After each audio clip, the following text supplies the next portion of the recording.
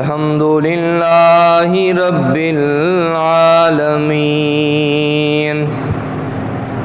والعاقبة للمتقين والصلاة والسلام على سيد الأنبياء والمرسلين. قال الله تبارك وتعالى في القرآن المجيد والفرقان الحميد.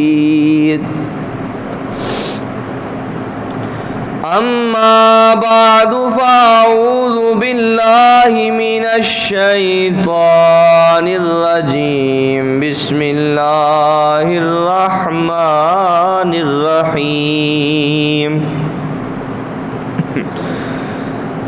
هن لباس لكم وأنتم لباس لهن.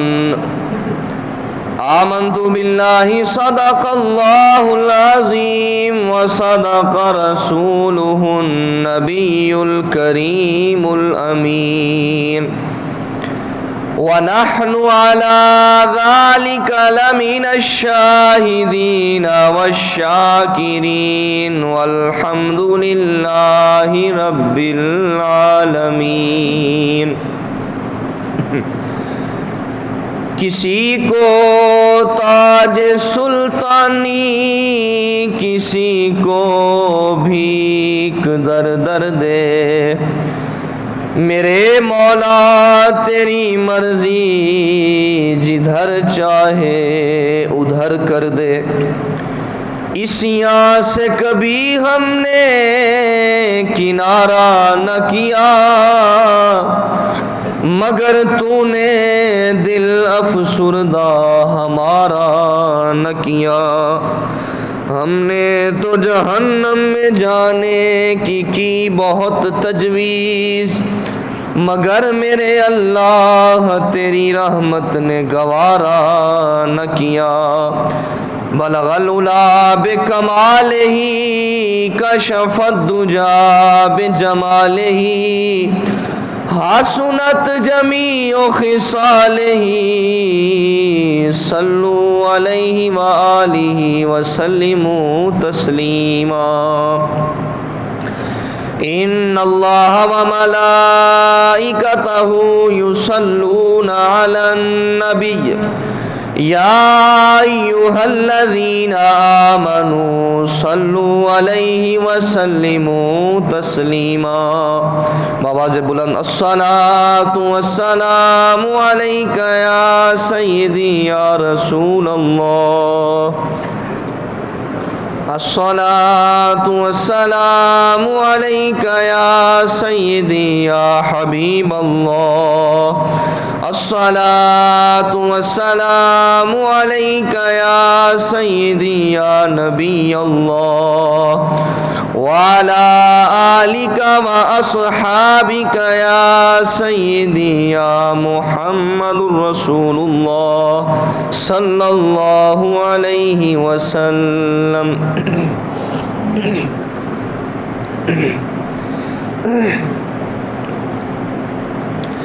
اللہ رب العزت کی حمد و ثنا حضور سرکار دو عالم صلی اللہ علیہ وآلہ وسلم کی بارگاہ ناز کے اندر ہدیہ درود و سلام کا نذرانہ پیش کرنے کے بعد دعا ہے کہ اللہ رب العزت میری اور آپ سب کی حاضری کو اپنی پاک بارگاہ کے اندر شرف قبولیت سے سرفراز فرمائے، اور جو آیہ مقدسہ میں نے تلاوت کی ہے اللہ رب العزت مجھے اس کے ضمن کے اندر حق سچ بیان کرنے کی توفیق عطا فرمائے۔ حاضرین محترم، انسان دنیا کے اندر آیا ہے تو دنیا کے اندر رہتے ہوئے انسان کے ساتھ دو حقوق وابستہ ہوتے ہیں۔ پہلا حق جس کو حقوق اللہ کہا جاتا ہے وہ انسان کو ادا کرنا پڑتے ہیں، جو حقوق اللہ کے نام سے تعبیر کیا جاتا ہے، اور دوسرے جو حقوق ہیں وہ انسان پر حقوق العباد ہیں۔ پہلا حق حقوق اللہ اور دوسرا حقوق العباد۔ آج کے اس جمعہ کے اندر میں نے جس موضوع کا انتخاب کیا ہے انہی حقوق العباد میں سے ایک میاں اور بیوی کے درمیان جو حقوق کا تعلق ہے، اسلام نے میاں اور بیوی کے درمیان کیسا رویہ قائم کرنے کا حکم فرمایا ہے، اس حوالہ سے چند باتیں عرض کروں گا۔ اللہ رب العزت میری زبان پر کلمت الحق جاری فرمائے۔ حاضرین محترم، حقوق اللہ جو ہوتے ہیں وہ اللہ رب العزت کے حق ہیں۔ نماز، روزہ، حج، زکوٰۃ، دیگر جو اللہ رب العزت کی طرف سے احکامات بندہ مومن پر صادر ہوتے ہیں ان کو حقوق اللہ کہا جاتا ہے۔ اب اللہ رب العزت چاہے تو حقوق اللہ، اگر کوئی شخص ساری زندگی بے نمازی رہا ہو، ساری زندگی اس نے ایک بھی فرضی روزہ نہ رکھا ہو، ساری زندگی اس نے حج فرض ہونے کے باوجود حج نہ کیا ہو، ساری زندگی اس نے زکوٰۃ ادا نہ کی ہو اگرچہ وہ شرعی نصاب تک ہی کیوں نہ پہنچ گیا ہو، اب اللہ رب العزت قیامت کے روز چاہے تو اس شخص کو معاف فرما دے، چاہے تو اس کو سزا عطا فرما دے۔ یہ اس کا قانون ہے، اس کی قدرت کے اندر ہے، جو بھی چاہے فیصلہ فرما دے۔ عدل کریں تے تھر تھر کمبن اچیاں شانہ والے، فضل کریں تے بخشے جاون میں جیوی منہ کالے۔ اگر اللہ رب العزت یہ فیصلہ فرما دے کہ اس میرے بندے کو جہنم کے اندر منتقل کر دیا جائے، اگرچہ وہ ساری زندگی عبادات کرتا رہا ہو، چپے چپے پر اس نے سجود کے ساتھ اپنی پیشانی کو ملا ہو، عبادات کے اندر کثرت کی ہو، اگر اللہ رب العزت چاہے تو حکم فرما سکتا ہے کہ اس بندے کو جہنم کے اندر پھینک دیا جائے، کوئی پوچھنے والا نہیں ہے، وہ مالک ہے، وہ شہنشاہ ہے۔ بلعام بن بعورہ بنی اسرائیل کا ایک شخص تھا جو مستجاب الدعوات ولی تھا، جو بھی دعا مانگتا تھا قبول ہو جاتی تھی، مگر مغروری کے اندر آ کر تکبر کی وجہ سے اس نے وقت کے نبی کے خلاف اس نے ہاتھ اٹھا دیے، اور وقت کے نبی کے خلاف اس نے جو ہے وہ بد دعا کرنا شروع کر دی۔ اللہ رب العزت کی یہ اس کو ادا، اللہ رب العزت کو اس کی ادا یہ ناپسند آئی۔ اللہ رب العزت نے اس کی زبان کو باہر نکال دیا، اور اس کی زبان اس قدر لٹک گئی کہ قرآن مجید کے اندر فرمان ہے مَثَلُهُ كَمَثَلِ الْكَلْبِ، اس کی مثال کتے کی مثال ہے۔ یعنی اس کی زبان اتنی لٹک گئی، وہ شخص زمین چاٹتا تھا۔ اندازہ کریں کہ وہ شخص اس قدر عبادت گزار تھا، عبادات کے اندر اتنی اس نے کثرت کر رکھی تھی، جس کی وجہ سے اللہ رب العزت نے اس کو جو درجہ عطا فرما دیا تھا وہ مستجاب الدعوات کا درجہ عطا فرما دیا تھا۔ جو بھی دعا مانگتا تھا اللہ رب العزت قبول فرما لیا کرتا۔ مگر جب اللہ رب العزت کو اس کی ایک بات ناپسند ہوئی، پسند نہ آئی، تو اللہ رب العزت نے اس کو ایسی سزا دی کہ ساری زندگی اس کی زبان باہر لٹکتی رہی۔ ذرا اندازہ کریں۔ تو یہاں سے ایک بات بھی سامنے آتی ہے کہ اپنے اعمال پر بندے کو اترانا نہیں چاہیے، ہر حال کے اندر اس کا فضل تلاش کرتے رہنا چاہیے کہ مولا میں نے جو عبادت کی ہے، میں تیری عبادت کا حق ادا نہیں کر سکتا، ٹوٹے پھوٹے سجدے ہیں، ٹوٹی پھوٹی نمازیں ہیں، ٹوٹی پھوٹی عبادات ہیں، بس تو اس کو اپنی پاک بارگاہ کے اندر قبول فرما لینا۔ میری پیشانی اس قابل نہیں ہے کہ میں اس پیشانی کو تیری بارگاہ کے اندر جھکا سکوں، میری آنکھیں اس قابل نہیں ہیں کہ میں تیری بارگاہ کے اندر ان آنکھوں سے آنسو بہا سکوں، میری گریہ و زاری اس قابل نہیں ہے کہ میں تیری بارگاہ کے اندر گریہ و زاری کر سکوں۔ میں تو دنیا کا گندا شخص ہوں، کمینہ شخص ہوں، اور دنیا کے اندر ملوث ہو چکا ہوں، دنیا داری کے اندر مگن ہو چکا ہوں، مگر مولا میری عبادت کو تو قبول کر لے تو تیرا کرم ہے، تیرا فضل ہے۔ اگر عبادات خلوص کے اندر ہی کیوں نہ کی گئی ہوں، وہ مالک ہے، وہ قادر ہے، اگر چاہے تو قبول نہ فرمائے۔ تو اس وجہ سے جو بھی عبادات کی جائیں دوسرے کو حقیر نہ جانا جائے۔ یعنی نماز ہم اپنے لیے پڑھتے ہیں، جب دوسرے شخص کو دیکھتے ہیں تو ہمارے دل کے اندر آتا ہے یار اس کی کیا زندگی ہے، یہ کیسا شخص ہے جس کو نماز روزے کا ہی نہیں پتا، یہ ایسا شخص ہے، ایسا شخص ہے۔ ہم اپنی زبان گندی کرتے ہیں، مگر ہم تنقید مات تنقید کرتے ہیں، مگر ہماری جو تنقید ہے وہ تنقید مال اصلاح ہونی چاہیے۔ اس کو علیحدہ طور پر بلائیں اور اللہ رب العزت کی رضا کی خاطر اس بندے کو اپنے پاس بلا کر پھر اس کو بات سمجھائیں کہ تیرے اوپر یہ حقوق اللہ رب العزت کی طرف سے لازم کیے گئے ہیں، تو نے یہ ادا کرنے ہیں، مگر اس کا تماشا نہ بنایا جائے۔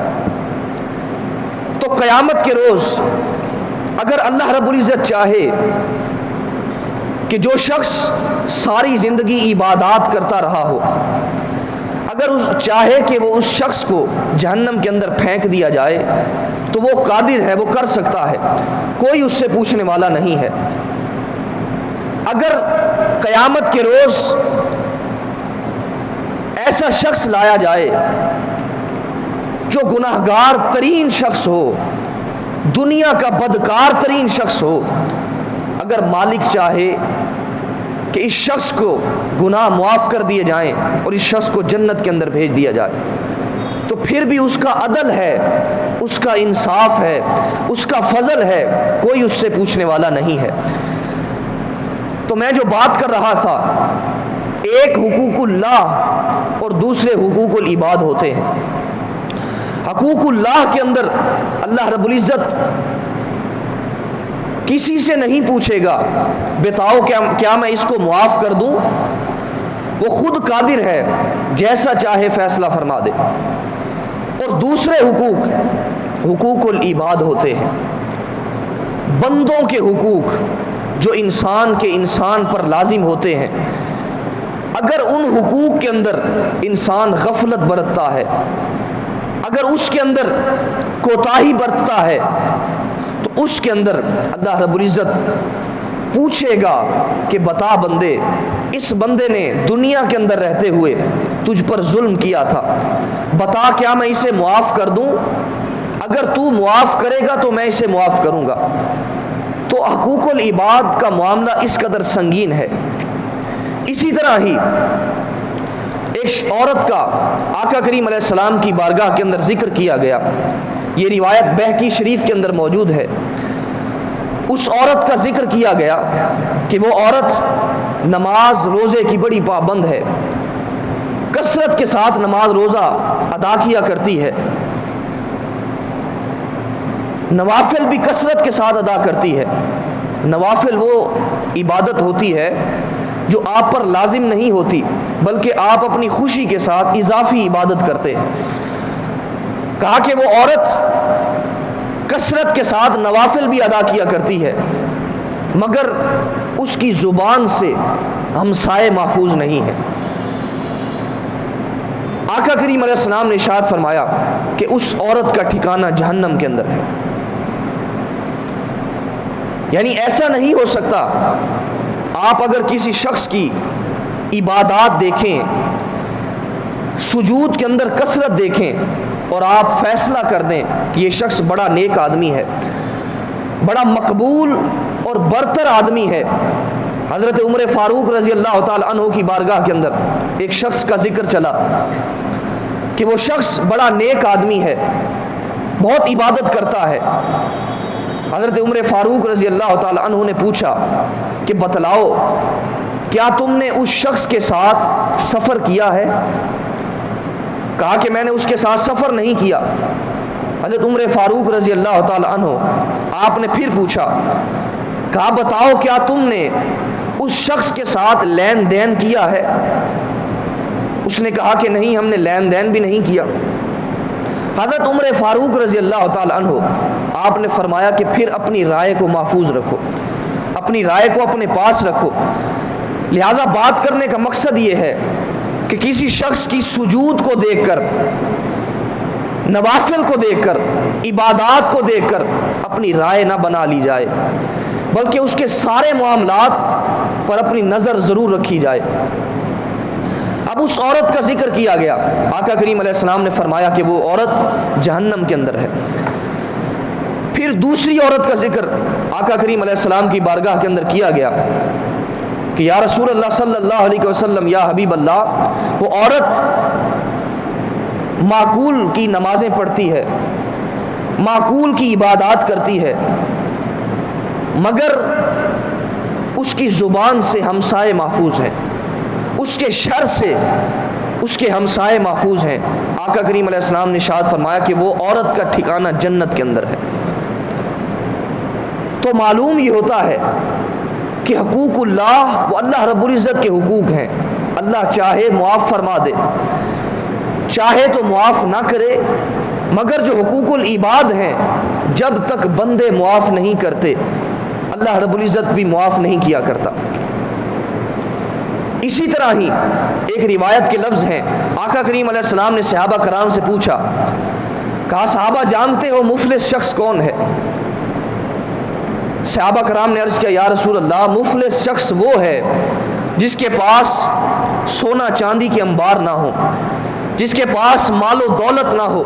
آقا کریم علیہ السلام نے ارشاد فرمایا، صحابہ نہیں، مفلس شخص وہ نہیں ہے، بلکہ مفلس شخص وہ ہے جو قیامت کے روز آئے گا، نیکیوں کا انبار لے کر آئے گا، عبادات کے اندر، دنیا کے اندر رہ کر عبادت کثرت کے ساتھ کیا کرتا ہوگا، مگر جب وہ قیامت کے روز آئے گا اور عبادت کے اندر اس کی کوئی کمی نہ ہوگی، مگر اس شخص نے کسی کے اوپر ظلم کیا ہوگا، کسی کی مال کو ناحق غصب کیا ہوگا، کسی پر ظلم کیا ہوگا، کسی کی غیبت کی ہوگی، کسی کو گالی دی ہوگی۔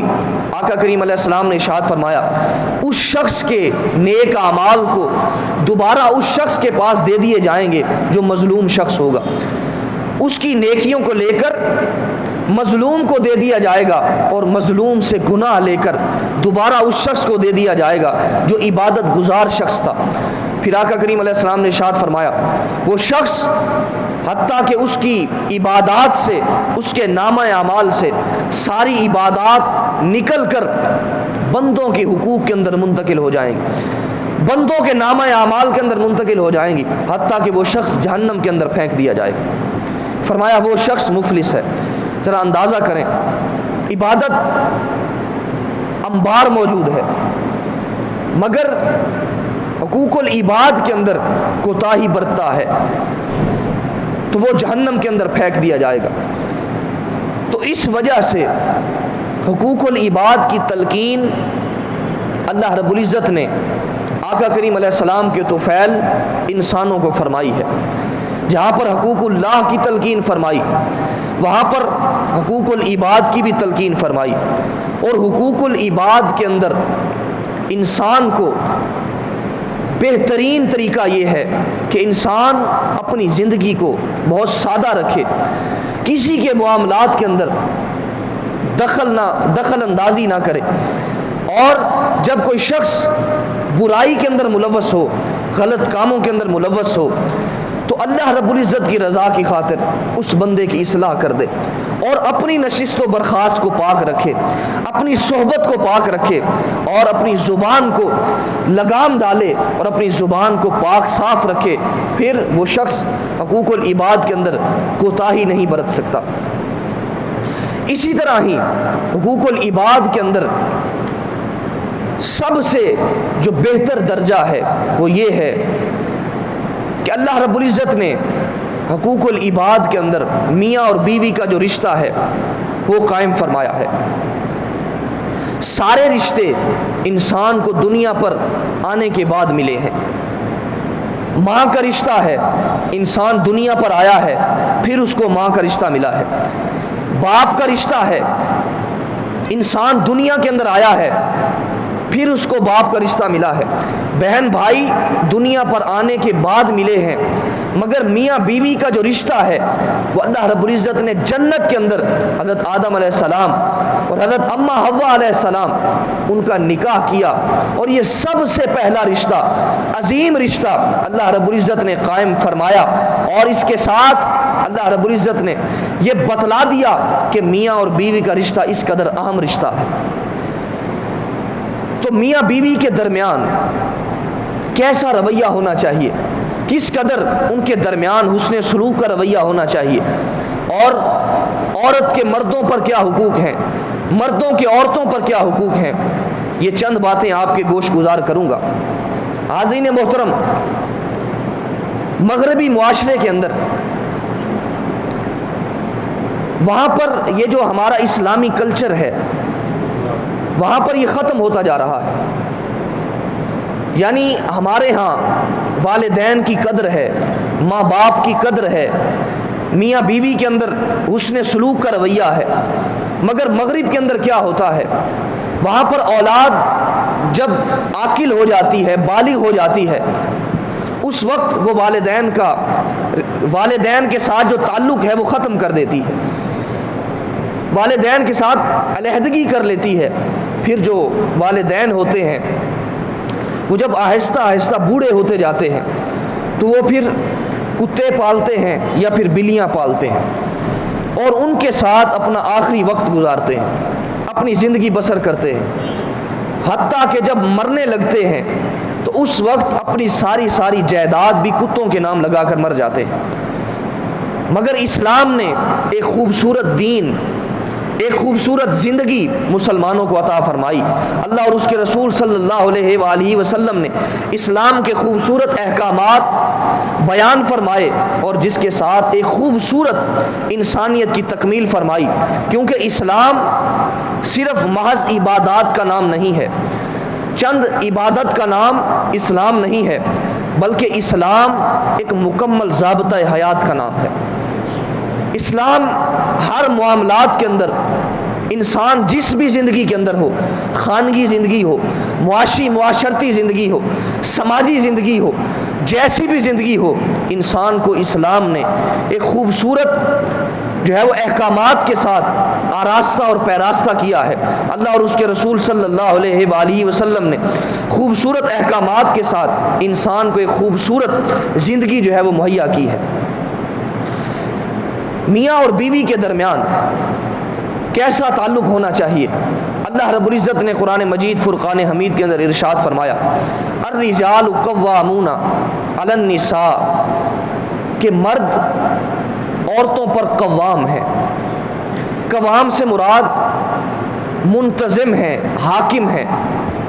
الرجال قوامون علی النساء، مرد عورتوں پر حاکم ہے، منتظم ہے۔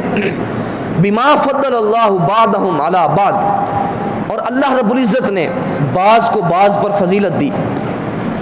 وبما انفقوا من اموالهم، اور اللہ رب العزت نے مردوں پر یہ لازم کیا ہے، یہ حکم صادر فرمایا ہے کہ اپنے مال میں سے اپنی بیوی کا بھی خیال رکھیں، اس کے نان و نفقے کا خیال کریں، اس کی سہولیات زندگی کو جو ہے وہ پیش کریں۔ یہ سب چیزیں اسلام نے مرد پر فرض کی ہیں، لازم کی ہیں۔ اب ایسا نہیں ہو سکتا کہ انسان کو اللہ رب العزت نے حاکم بنایا ہے تو جب گھر کے اندر آئے تو عورت کے سامنے اپنی برتری ظاہر کرنے کے لیے اس پر ظلم کرنا شروع کر دے، اس پر گالی گلوچ کرنا شروع کر دے، اس پر احکامات چلانا شروع کر دے۔ ایسا نہیں ہے، بلکہ جس طرح اسلام نے مردوں کے حقوق وضع فرمائے ہیں، اسی طرح ہی اسلام نے عورتوں کے بھی حقوق وضع فرمائے ہیں۔ میاں اور بیوی کے دونوں کے حقوق ہیں، اسلام نے لازم فرمائے ہیں، ان کو ادا کرنا انسان کے لیے ضروری ہے۔ الرجال قوامون، اب ہمارے معاشرے کے اندر مرد یہ سوچتا ہے کہ جب تک میں گھر جا کر اپنی بیوی پر سختی کے ساتھ حکم نہیں چلاؤں گا تب تک میں مرد نہیں کہلاؤں گا، اور جب تک لوگوں کے سامنے اس کو ذلیل و رسوا نہیں کروں گا، جب تک تلخ کلامی نہیں کروں گا، اس وقت تک میں لوگوں کے سامنے مرد ثابت نہیں ہوں گا۔ اب لوگوں کی وجہ سے وہ شخص کیا کرتا ہے، اپنی اہلیہ کے ساتھ تلخ کلامی کرتا ہے تاکہ لوگوں کو پتہ چلے کہ میں ایک مرد ہوں اور میں رن مرید نہیں ہوں۔ ذرا اندازہ کریں، اس قدر اپنی انا پرستی کی وجہ سے، خود غرضی کی بنا پر وہ شخص اس قدر رویے کا جو ہے وہ مرتکب ہوتا ہے۔ الرجال قوامون علی النساء، فرمایا مردوں کو عورتوں پر قوام بنایا گیا ہے، حاکم بنایا گیا ہے۔ بما فضل اللہ بعضهم علی بعض وبما انفقوا من اموالهم، اور مردوں کے لیے یہ لازم ہے، اس پر فرض کر دیا گیا ہے کہ عورت کے حقوق جو ہے وہ ادا کریں، اپنے مال میں سے اس کے لیے ضروریات زندگی کو مہیا کریں۔ اب پورے قرآن مجید کے اندر کہیں پر بھی یہ بات نہیں ہے کہ اللہ رب العزت نے عورتوں کو بھی کمانے کا حکم فرمایا ہو، عورتوں کو بھی اللہ رب العزت نے یہ فرمایا ہو کہ تم اپنے مال سے اپنے خامند کی مدد کرو، کہیں پر بھی آپ کو نہیں ملے گا۔ مگر اللہ رب العزت نے مرد کے ذمہ پر یہ لازم کیا ہے، یہ فرض کر دیا ہے کہ اس کے مال کے اندر اس کی بیوی کا حق ہے۔ اب یہاں پر میں آپ کے مزاج کو ٹھنڈا کرنے کے لیے ایک بات کرنا چاہتا ہوں کہ عورت کے اوپر کھانا بنانا لازم نہیں ہے۔ از روئے شرع عورت کے اوپر کھانا بنانا اور اپنے مرد کے لیے لباس کو صاف ستھرا کر کے دینا، کپڑے دھونا، دیگر گھر کے جو کام ہیں وہ کرنا عورت پر از روئے شرع واجب نہیں ہے۔ عورت یہ جو کام کرتی ہے، جتنے بھی گھر کے کام سر انجام دیتی ہے، اپنے بچوں کو تیار کرتی ہے، اپنے بچوں کو اسکول کے لیے روانہ کرتی ہے، کھانا بناتی ہے، اور اپنے خامند کے لیے کپڑے جو ہے وہ دھو کر دیتی ہے، استری کر کے دیتی ہے، از روئے شرع یہ عورت پر واجب نہیں ہے۔ اب آپ کا سوال آپ کے ذہن کے اندر آئے گا، جب عورت یہ کام نہیں کرے گی تو پھر کون کرے گا؟ اس کے لیے یہ ہے اپنے گھر کے اندر ملازمہ رکھے، اپنے اپنے گھر کے اندر خادمہ رکھیں جو وہ یہ کام کرے، مگر عورت پر یہ کام جو ہے وہ لازم نہیں ہے۔ اس کے بعد اگر آپ کے ذہن کے اندر یہ سوال پیدا ہو کہ ہر شخص خادمہ کو لانے کا جو ہے وہ قابل نہیں ہوتا، اس قدر اس کے پاس مالی حیثیت نہیں ہوتی کہ وہ گھر کے اندر ایک خادمہ کو لا سکے، تو پھر اگر عورت اسی وجہ سے عورت جو ہے وہ اپنے خامند کا ساتھ دیتی ہے کہ میرا جو خامند ہے وہ اس کے پاس اس قدر مال و دولت نہیں ہے کہ وہ ایک خادمہ کو گھر کے اندر لا سکے اور اس سے یہ کام لے سکے، اسی وجہ سے وہ عورت کا یہ حسن سلوک ہوتا ہے، عورت بھلائی کرتی ہے، اپنے مرد کے ساتھ ہاتھ بٹانے کے لیے گھر کے اندر کام کاج کرتی ہے، مگر ازرو شرع یہ اس پر لازم نہیں ہے۔ اب یہ عورت کرتی ہے تو یہ اس کی بھلائی ہے، لہٰذا آپ کو اس کی بھلائی کا اعتراف کرنا چاہیے، اس کے احسان کا جو ہے وہ احسان کا اعتراف کرنا چاہیے کہ واقعتاً یہ عورت میرے ساتھ بھلائی کر رہی ہے، مگر یہ بات آپ کے ذہن نشین رہنی چاہیے کہ عورت پر یہ چیزیں لازم نہیں ہیں، مگر وہ کرتی ہے تو یہ آپ کے ساتھ بھلائی کا رویہ کرتی ہے، آپ کے بچوں کو اس قدر دیکھ بھال کرتی ہے، گھر کے سارے کام کرتی ہے، یہ ساری چیزیں آپ کے ساتھ بھلائی کا رویہ کرتی ہے، لہٰذا آپ کو چاہیے کہ اس پر اس قدر اگر کوئی حکم نہیں مانتی تو اس پر آپ کو ایسا نہیں کرنا چاہیے کہ ظلم کرنا شروع کر دیں، بلکہ آپ کے ذہن کے اندر یہ بات ہونی چاہیے جو یہ کام انکار کر رہی ہے شریعت کی طرف سے اس پر لازم نہیں کیا گیا، بلکہ یہ مرد کی ذمہ داری ہے۔ وَبِمَا أَنفَقُوا مِنْ أَمْوَالِهِمْ، اپنے مال میں سے عورت کی ضروریات کو پورا کرے، عورت کی ضروریات کو پورا کرے، نان و نفقہ کا جو ہے وہ اہتمام کرے۔ اگر کوئی مرد اپنی عورت کو نان و نفقہ نہیں دیتا، خرچہ نہیں دیتا، تو اس کا کیا حکم ہے؟ اس کے بارے میں آقا کریم علیہ السلام کی بارگاہ کے اندر ہند بنت عتبہ، حضرت عتبہ کی جو ہے وہ بیٹی تھی ہند بنت عتبہ، وہ آئیں اور جو کہ ابو سفیان کی بیٹی تھی، آقا کریم علیہ السلام کی بارگاہ کے اندر حاضر ہوئیں اور آ کر عرض کرتی ہیں یا رسول اللہ صلی اللہ علیہ وسلم، یا حبیب اللہ، میرا جو خامند ہے وہ بڑا بخیل ہے، بڑا بخیل ہے، مجھے خرچہ نہیں دیتا، لہٰذا مجھے اجازت عطا فرمائیں، کیا میں اس کے مال میں سے اپنی ضرورت کے تحت کچھ مال لے سکتی ہوں؟ یہ روایت بخاری اور مسلم کی متفق علیہ حدیث پاک ہے۔ آقا کریم علیہ السلام کی بارگاہ کے اندر سوال کیا جا رہا ہے، آقا کریم علیہ السلام نے ارشاد فرمایا کہ تو اپنے خامند کے مال میں سے اپنے لیے اور اپنے بچوں کے لیے ضرورت کے مطابق بقدر ضرورت مال جو ہے وہ لے سکتی ہے۔ اس کی اجازت کے بغیر بھی آقا کریم علیہ السلام نے ابو سفیان کی اہلیہ کو، جن کا نام ہند بنت عتبہ تھا، ان کو اجازت عطا فرمائی۔ ذرا اندازہ کریں اس قدر حقوق جو ہے وہ عورت کے مردوں پر لازم ہے، آقا کریم علیہ السلام نے بیان فرمائے ہیں، اور یہ مرد کی ذمہ داری ہے عورت کے حقوق جو ہے وہ ادا کرے۔ اور آقا کریم علیہ السلام سے پوچھا گیا کہ یا رسول اللہ صلی اللہ علیہ وسلم، یا حبیب اللہ، عورتوں کے مردوں پر حقوق کیا ہیں؟ عورتوں کے مردوں پر حقوق کیا ہیں؟ آقا کریم علیہ السلام نے ارشاد فرمایا کہ جیسا کھانا وہ خود کھائے ایسا ہی اپنی عورت کو کھلائے۔ ایسا نہیں ہو سکتا کہ خود تو باہر ہوٹل سے کھانا کھا کر آ جائے اور اس کا معمول بن جائے، مگر اپنی بیوی کو اور کھانا کھلائے۔ تو آقا کریم علیہ السلام نے ارشاد فرمایا کہ جیسا کھانا خود کھاتا ہے ویسا کھانا اپنی اہلیہ کو کھلائے، اپنی بیوی کو کھلائے۔ اور دوسرا حق آقا کریم علیہ السلام نے ارشاد فرمایا کہ جیسا لباس وہ خود پہنے اسی قیمت کا لباس اپنی بیوی کو پہنائے۔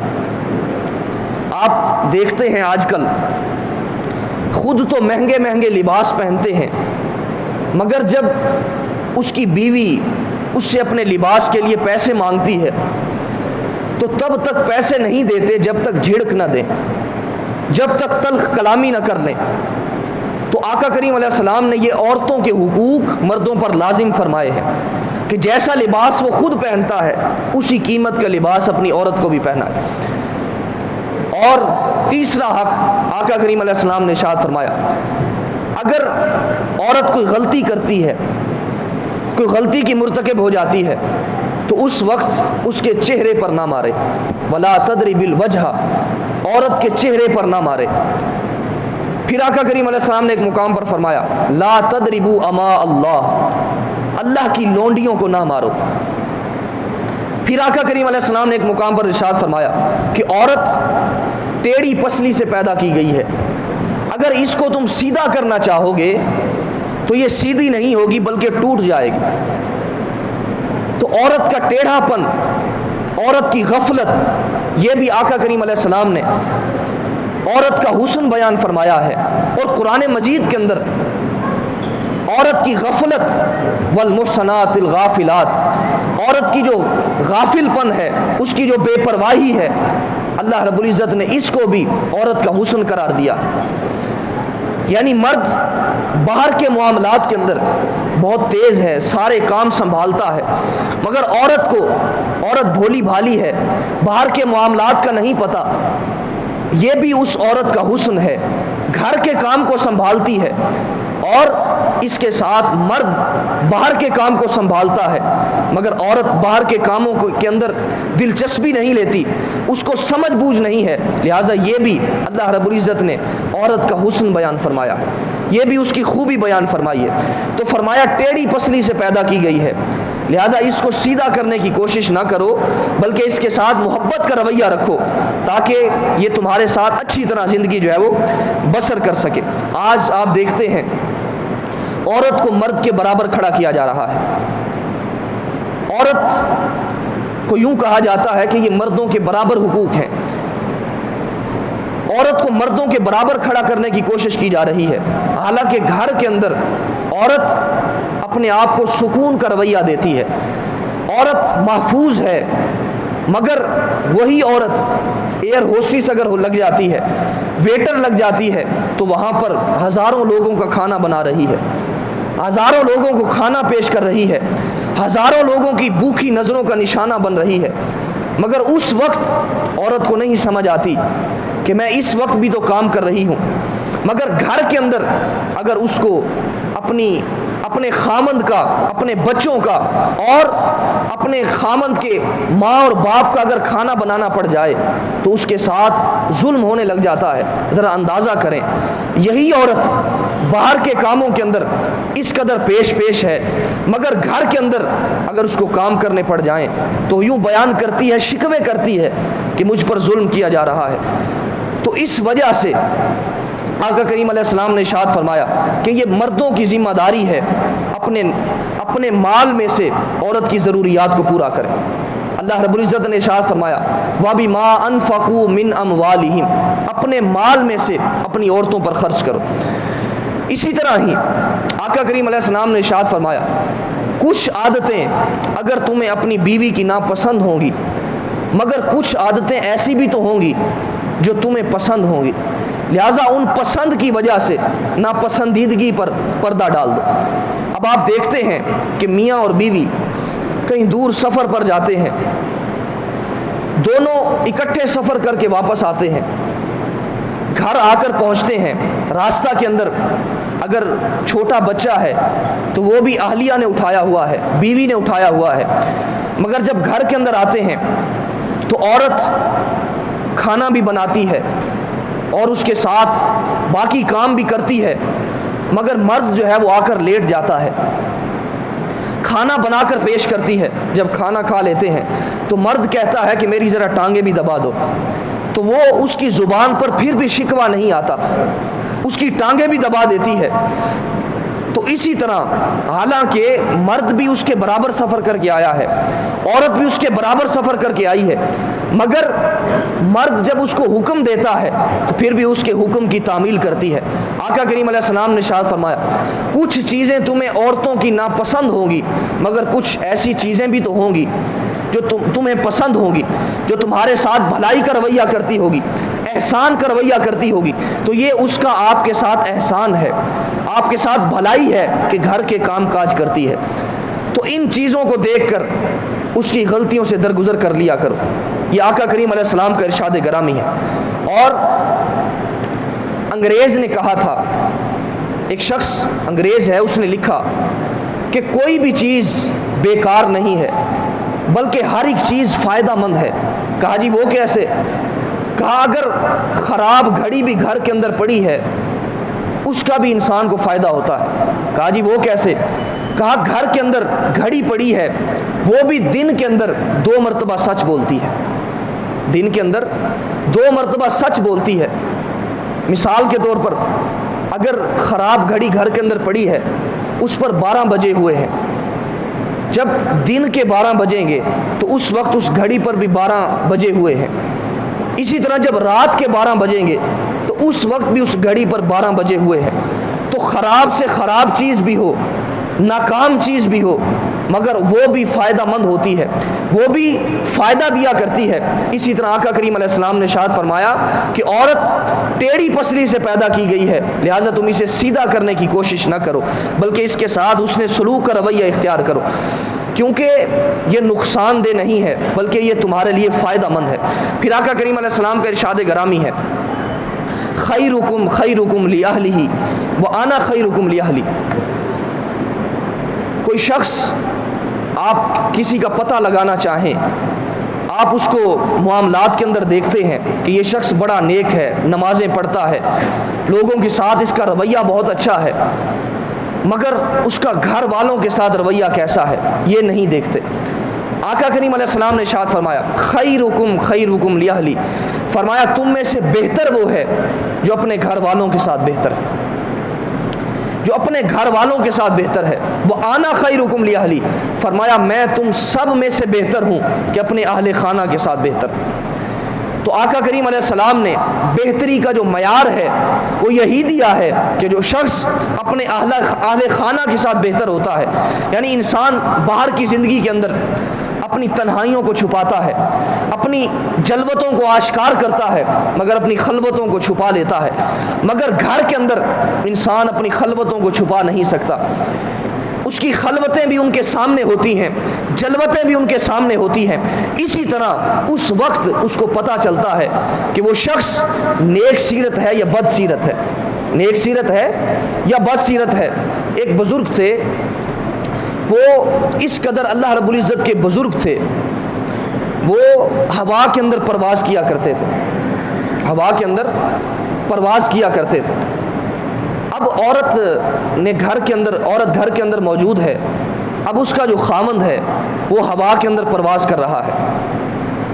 اب اس عورت نے دیکھا کہ کوئی شخص ہے جو ہوا کے اندر پرواز کر رہا ہے، بڑا کوئی اللہ رب العزت کا مقبول بندہ ہے۔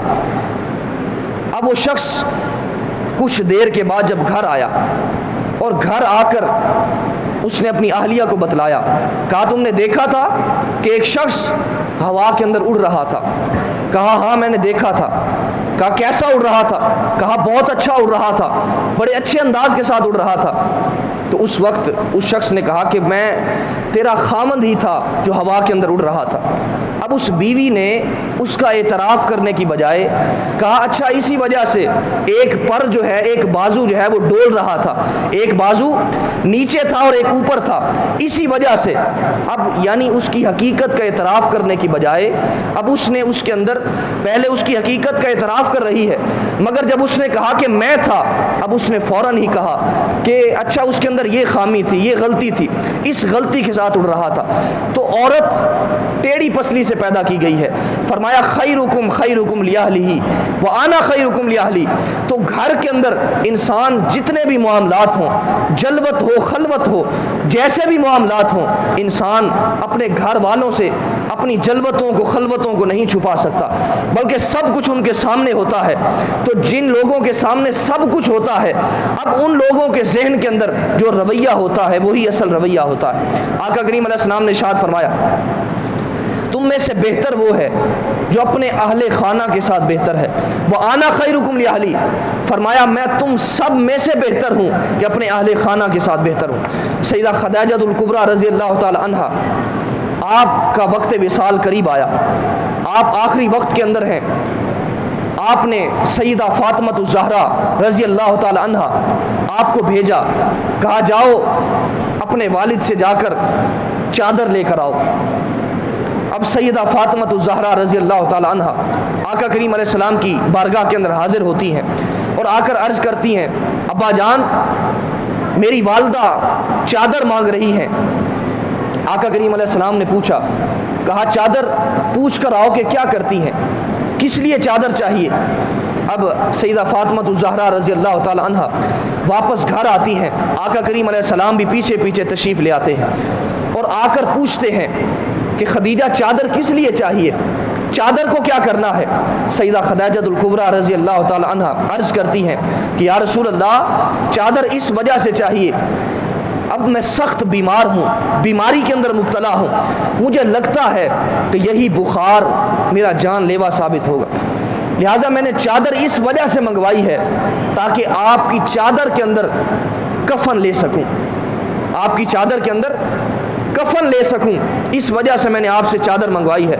आका करीम अलैहिस्सलाम के प्यार का अंदाज़ देखिए, मोहब्बत का अंदाज़ देखिए। आका करीम अलैहिस्सलाम ने इरशाद फरमाया, लौ अरत्ती जिल्दुकी लआतैतुकी, फरमाया खदीजा तुमने तो मुझसे मेरी चादर मांगी है, अगर तुम मुझसे मेरी जिल्द भी मांगती तो मैं वो भी उतार कर तुझे दे देता, जिल्द भी मांगती तो मैं वो भी उतार कर तुम्हें दे देता। ये रवैया, ये हुस्न सलूक मेरे आका सल्लल्लाहु अलैहि वसल्लम ने घरों के अंदर अता फरमाया। फरमाया व आना खैरुकुम लि अहली, फरमाया मैं तुम सब में से बेहतर हूँ कि अपने अहले खाना के साथ बेहतर हूँ। ये आका करीम अलैहिस्सलाम ने इस कदर मोहब्बत के सलूक घरों के अंदर जो है वो अता फरमाए। इसी तरह ही सैयदा आयशा सिद्दीक़ा रज़ी अल्लाह ताला अन्हा एक मरतबा पानी पी रही हैं, आका करीम अलैहिस्सलाम ने फरमाया कि आयशा ज़रा पानी मेरे लिए भी छोड़ना। सैयदा आयशा सिद्दीक़ा रज़ी अल्लाह ताला अन्हा आप थोड़ा पानी आका करीम अलैहिस्सलाम के लिए भी छोड़ देती हैं। अब आका करीम अलैहिस्सलाम प्याले को पकड़ते हैं और प्याले को पकड़कर पूछते हैं, ज़रा आयशा बतलाना कि तुमने मुंह कहाँ से लगाया था। ये रवैया, ये मोहब्बत का सलूक मियाँ बीवी के दरमियान आका करीम अलैहिस्सलाम ने अता फरमाया। और घर के अंदर कसरत के साथ सैयदा खदीजतुल कुबरा रज़ी अल्लाह ताला अन्हा का ज़िक्र खैर आका करीम अलैहिस्सलाम छेड़ा करते थे, अपनी अहलिया को याद किया करते थे और उसका जिक्र किया करते थे। सैयदा आयशा सिद्दीक़ा रज़ी अल्लाह ताला अन्हा आपने एक मरतबा कहा, या रसूल अल्लाह आपके पास इस कदर जवान बीवियाँ मौजूद हैं, खूबसूरत बीवियाँ मौजूद हैं, मगर आप उस बूढ़ी औरत का जिक्र नहीं छोड़ते। आका करीम अलैहिस्सलाम के चेहरे पर जलालत के आसार नुमायाँ हुए। आका करीम अलैहिस्सलाम ने फरमाया, आयशा मुझे उस औरत के बारे में गमज़दा न करो, जब सारे मक्के ने मेरा इनकार किया था तब उस औरत ने मेरा इकरार किया था। तो आका करीम अलैहिस्सलाम अपनी अहलिया मोहतरमा के इस दुनिया से जाने के बाद भी अपनी बीवी का जिक्र कर रहे हैं। ये रवैया आका करीम अलैहिस्सलाम ने मियाँ बीवी के दरमियान जो है वो अता फरमाया। और सैयदा आयशा सिद्दीक़ा रज़ी अल्लाह ताला अन्हा फरमाती है, मेरे सर के अंदर एक मरतबा शदीद दर्द हुआ। आका करीम अलैहिस्सलाम बकी से वापस तशरीफ़ ला रहे थे।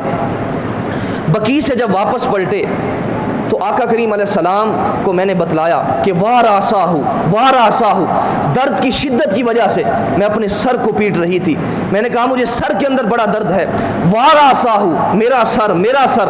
आका करीम अलैहिस्सलाम ने इरशाद फरमाया, आयशा ये तेरे सर के अंदर दर्द नहीं है बल्कि मेरे सर के अंदर दर्द है। ये मोहब्बत आका करीम अलैहिस्सलाम ने अता फरमाई। फरमाई ये तेरी तकलीफ़ नहीं है बल्कि ये मेरी तकलीफ़ है, मुझ मोहम्मद की तकलीफ़ है। तो आका करीम अलैहिस्सलाम ने मियाँ बीवी के दरमियान उसने सलूक का हुक्म फरमाया है और फरमाया अकमलुल मुमिनीना ईमानन अहसनुहुम खुलुकन, फरमाया तुम में से कामिल ईमान वाला वो है, कामिल मोमिन वो है जिसका हुस्न अखलाक अच्छा हो, जिसका अखलाक अच्छा हो, जिसकी ज़ुबान मीठी हो, जिसकी ज़ुबान से दूसरे लोग जो है वो तंग ना होते हों। व खियारुकुम लि अहली, और तुम में से बेहतर वो है जो अपने अहले खाना के साथ बेहतर। कामिल ईमान और कामिल मोमिन की ज़मानत आका करीम अलैहिस्सलाम ने बयान फरमाई। कहा अपने अहले खाना के साथ हुस्न सलूक का रवैया जो है वो इख्तियार करो। इसी तरह ही आका करीम अलैहिस्सलाम अपनी अहलिया मोहतरमा के साथ मज़ाह भी फरमाया करते थे। मगर आज अगर कोई शख्स अपनी अहलिया के साथ कामों के अंदर हाथ बटा देता है, वो शख्स मर्द तसव्वुर नहीं किया जाता। मगर आका करीम अलैहिस्सलाम इस कदर मोहब्बत फरमाते और मज़ाह का तसव्वुर आका करीम अलैहिस्सलाम ने पैदा फरमाया। हज़रत अम्मा जी आयशा सिद्दीक़ा रज़ियल्लाहु ताला अन्हा को फरमाने लगे कि आयशा, मुझे पता चल जाता है कि जब तुम मुझसे नाराज़ होती हो और जब तुम मुझसे राज़ी होती हो तब भी मुझे पता चल जाता है। सैयदा आयशा सिद्दीक़ा रज़ियल्लाहु ताला अन्हा पूछती हैं, या रसूलल्लाह वो कैसे? आका करीम अलैहिस्सलाम ने इरशाद फरमाया, आयशा, जब तुम मुझसे राज़ी होती हो तो तुम जब बात करती हो तो यूँ कहती हो, व रब्बे मुहम्मद, मुझे मोहम्मद के रब की कसम। जब तुम मुझसे राज़ी होती हो तो कहती हो व रब्बे मोहम्मद, मुझे मोहम्मद के रब की कसम। और जब तुम मुझसे नाराज़ होती हो तो यूँ कहती हो व रब्बे इब्राहीम, मुझे इब्राहीम के रब की कसम।